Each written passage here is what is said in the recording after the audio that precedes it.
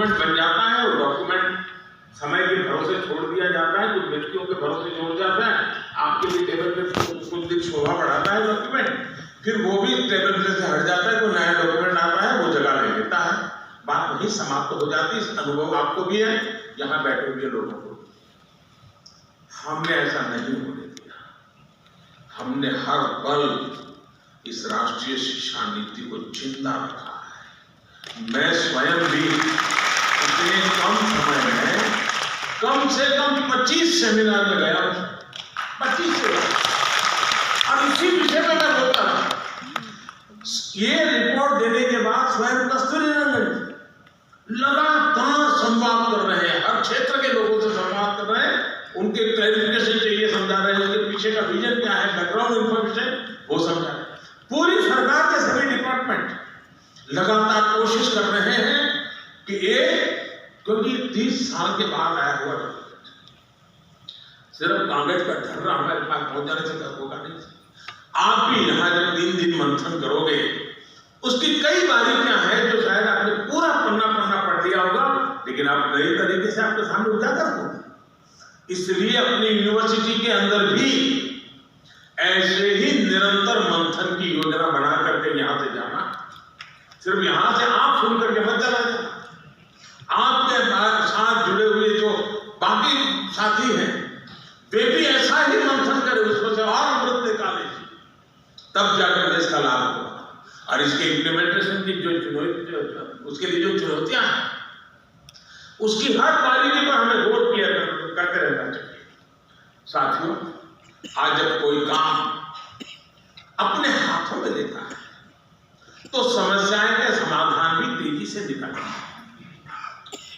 समस्या समझ करके यार मैं कहां पढ़ूं इसमें, तो समाधान कभी नहीं होता। साथ ही 2 सालों में देश राष्ट्रीय शिक्षा नीति को लागू करने की दिशा में कई ठोस कदम उठाए। इस दौरान एक्सेस, क्वालिटी और फ्यूचर रेडीनेस जैसे जरूरी विषयों पर हुई वर्कशॉप में भी बहुत बड़ी मदद की। देश विदेश के एकेडमिशियंस, इनसे जो चर्चाएं हुई, मेरा भी देश के शिक्षा मंत्रियों के साथ, शिक्षाविदों के साथ जो संवाद हुआ, उसने भी इसी गति को आगे बढ़ाया। और अभी कुछ दिन पहले हमारे धर्मेंद्र जी ने देश भर के शिक्षा मंत्रियों को भी बुलाया था, जैसे आपके साथ चर्चा कर रहे हैं, उनके साथ भी की। लगातार कोशिश हो रही है कि इन चीजों को हम 100% साकार कैसे करते हैं।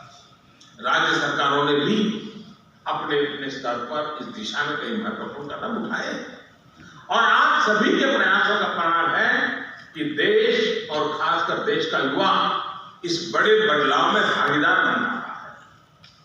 साथियों, नई राष्ट्रीय शिक्षा नीति के लिए देश के एजुकेशन सेक्टर में एक बड़े इंफ्रास्ट्रक्चर ओवरहॉल पर भी काम हुआ है। आज देश में बड़ी संख्या में नए कॉलेज खुल रहे हैं, नए विश्वविद्यालय खुल रहे हैं, नए IIT और नए IIM की स्थापना हो रही है। 2014 के बाद से देश में मेडिकल कॉलेजों की संख्या में 55% की वृद्धि हुई है। युवाओं को बेहतर अवसर देने के लिए यूनिवर्सिटी में समान स्टैंडर्ड के लिए इस वर्ष कॉमन यूनिवर्सिटी एंट्रेंस टेस्ट भी लागू किया गया है। ऐसे कई और भी रिफॉर्म्स किए गए। देश के इन प्रयासों का परिणाम है कि वर्ल्ड यूनिवर्सिटी रैंकिंग में भारतीय संस्थानों की संख्या में धीरे धीरे प्रवेश हो रहा है, संख्या में वृद्धि हो रही है। ये बदलाव केवल शुरुआत है, अभी हमें इस दिशा में लंबी दूरी तय करना है। साथियों, मुझे ये भी संतोष है कि राष्ट्रीय शिक्षा नीति अब मातृभाषा में पढ़ाई के रास्ते खोल रही है।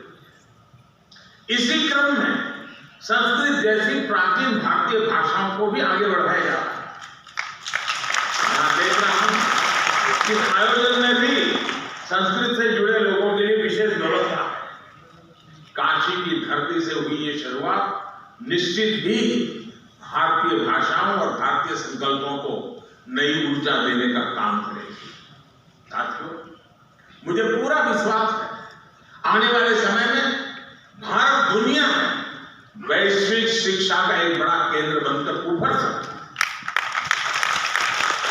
भारत न केवल दुनिया के युवाओं के लिए एजुकेशन डेस्टिनेशन बन सकता है, बल्कि दुनिया के देशों में भी हमारे युवाओं के लिए नए अवसर बन सकते हैं।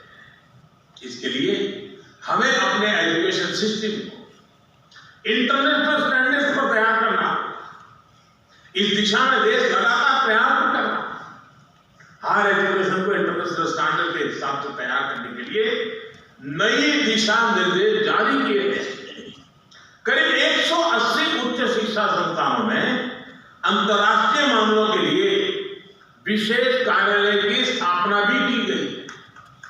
मैं चाहूंगा कि आप सभी इसी दिशा में न केवल जरूरी विमर्श करें, बल्कि भारत के बाहर की व्यवस्थाओं से भी परिचित होने का प्रयास करें। ये नई व्यवस्था भारत की शिक्षा व्यवस्था को अंतर्राष्ट्रीय अनुभवों से भी जोड़ने में मदद करेगी। साथियों, इन 3 दिनों में आप लोग अलग अलग सेशन में कई महत्वपूर्ण विषयों पर चर्चा करने वाले हैं। मैं चाहूंगा कि आपकी इस चर्चा से देश के लिए अलग अलग क्षेत्रों में नए रास्ते खुले, युवा पीढ़ी का मार्गदर्शन हो। दुनिया के कई देशों में अलग अलग क्षेत्रों में जो रफ्तार पकड़ी है, उसमें एक बड़ा योगदान वहां की यूनिवर्सिटीज का भी है। यूनिवर्सिटी लगातार सामाजिक, आर्थिक और वैज्ञानिक विषयों पर रिसर्च करती है, सरकार को सुझाव देती है। यही कल्चर, यही कार्य पद्धति हमें अपने यहां भी विकसित करने की जरूरत है। इसे यंग जनरेशन को देश और देश की नीतियों की समझ आती है और उसकी संभावनाओं से भी परिचित होते हैं। मेरा हमेशा ये मानना रहा है कि देश के युवाओं की इनोवेटिव सोच और नए आइडिया से नई व्यवस्थाओं को भी ज्यादा से ज्यादा जुड़ना चाहिए। इससे फ्रेश टैलेंट आता है, फ्रेश आइडिया आता है। मैं चाहूंगा कि इसे लेकर भी आप सब चर्चा करें कि रोडमैप क्या है, यूनिवर्सिटी कैसे सरकार के साथ अलग अलग क्षेत्रों में पार्टनरशिप कर सकती है, इस बारे में भी सोचा जा रहा है।